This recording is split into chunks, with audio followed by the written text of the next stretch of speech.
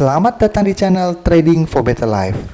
Di video ini saya kembali akan menganalisa saham-saham yang telah teman-teman request pada postingan Instagram Trading for Better Life. Video analisa ini akan saya buat dua bagian, sehingga lebih banyak saham-saham yang di request yang akan saya analisa. Video bagian kedua akan saya post pada hari Minggu besok.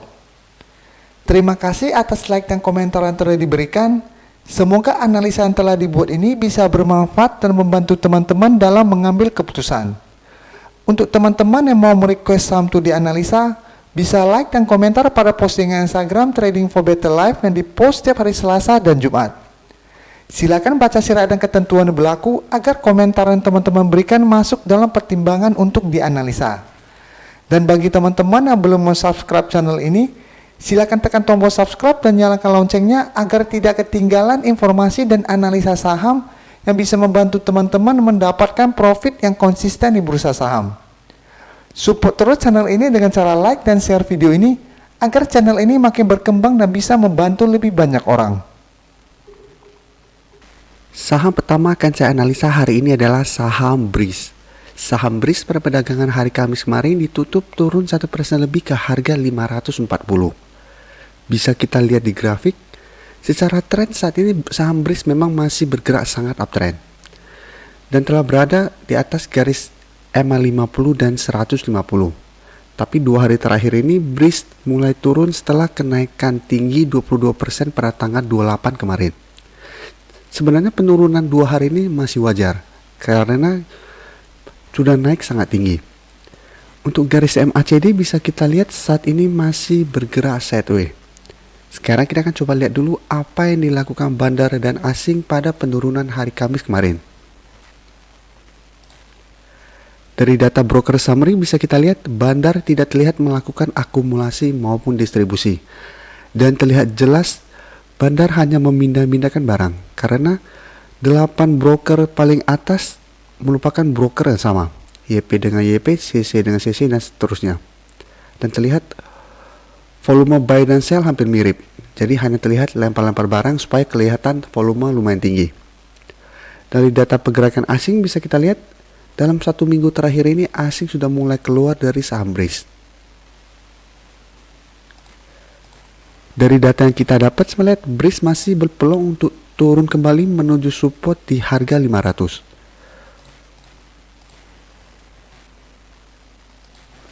Untuk teman-teman yang memang berhasil membeli saham Breeze saat kenaikan 22% ini dan berada di harga 500, sudah boleh persiapkan untuk take profit apabila terlihat Breeze masih gagal bertahan di atas harga 500. Sedangkan untuk teman-teman yang baru mau enter membeli saham Breeze, saat ini amati dulu pergerakannya. Karena potensi turun masih besar.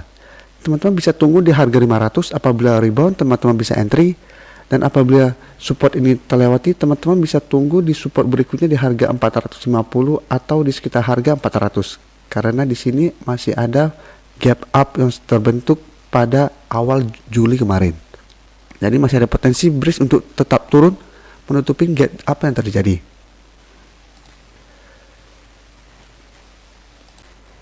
Berikutnya saya akan menganalisa saham Tekim. Saham Tekim pada perdagangan hari Kamis kemarin ditutup turun 3% lebih ke harga 6.750. Bisa kita lihat di grafik, dalam 2 minggu terakhir ini Tekim masih bergerak sideways dan terlihat masih gagal naik menembus resisten di sekitar harga 7.300. Dan untuk support saat ini berada di garis EMA 150 di sekitar harga 6.750. Jadi saat ini Tekim telah turun menyentuh tepat di garis supportnya.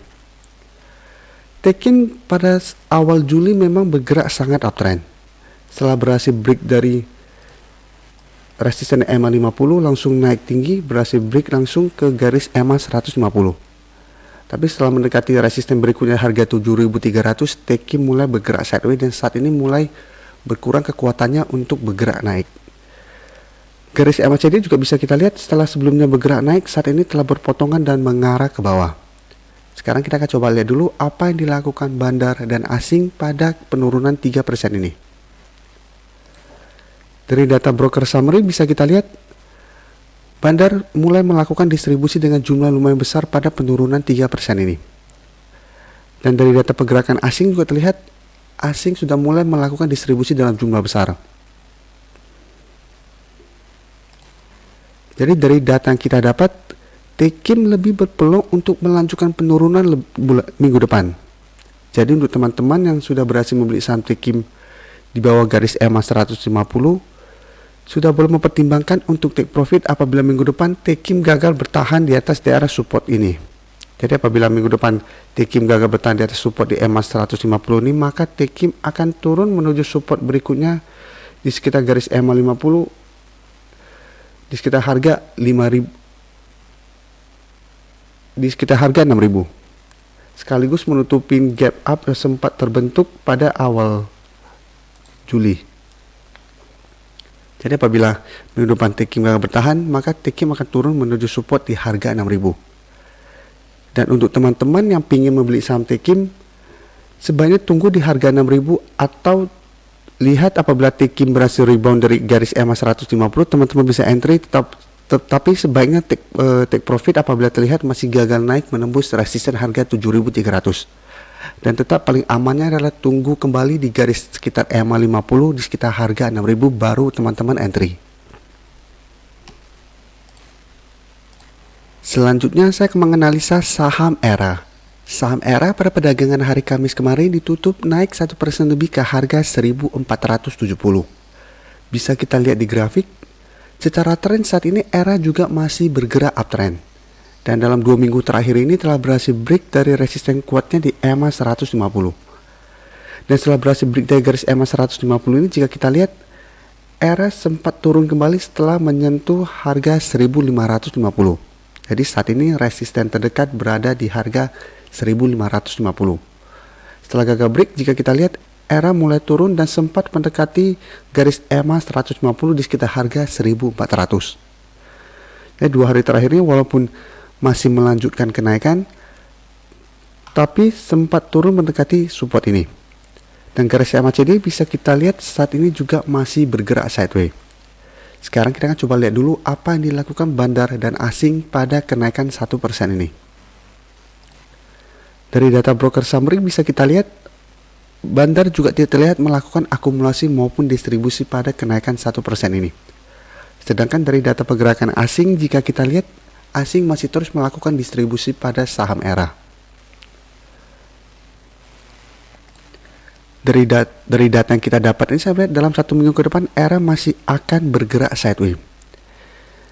Jadi masih akan bergerak dalam range harga support di garis EMA 150 di sekitar harga 1.400 dan resisten di harga 1.550.